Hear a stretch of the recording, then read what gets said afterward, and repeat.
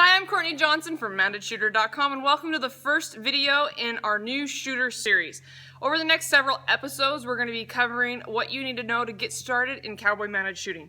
We're going to start from the very beginning and we're going to talk about guns, holsters, ammo, and how to prepare and compete in your very first mounted shooting competition. So sit back and enjoy this first episode in this series and get ready to learn how to become part of the fastest growing equine sport in the country.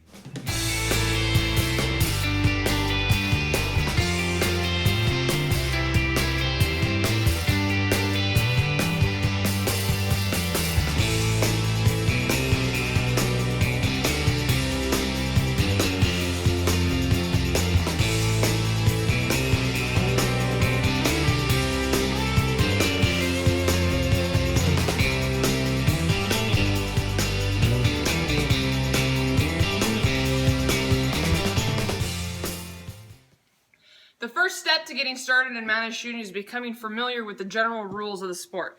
During a set course of fire, you're going to be carrying two single-action 45 long Colt revolvers. You're going to shoot the first 5 targets, which are usually balloons, with your first gun, and you're going to shoot your second 5 targets with your second gun, all while running as fast as you can on the back of a horse.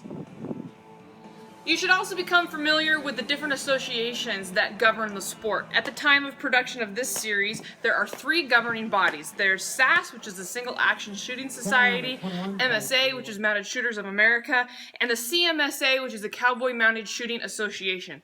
The largest of these 3 is the CMSA, and all 3 of these associations have websites where you can go and check out what they've got to offer, when their events are, and the specific rules for each association.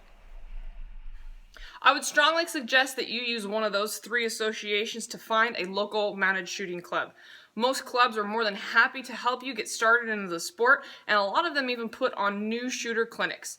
It's also a great idea to go attend a club practice or an event or a jackpot of some sort so you can get involved and see exactly what everything in the sport entails. Finally, I think it's important that you're aware of the financial investment to get involved in the sport of mounted shooting. While it might seem like a very large investment up front, hopefully it's something that you only have to buy once. So that's assuming that you have a horse and all the tack and a truck and trailer to get you down the road. You're going to have to get some very specific equipment for this sport.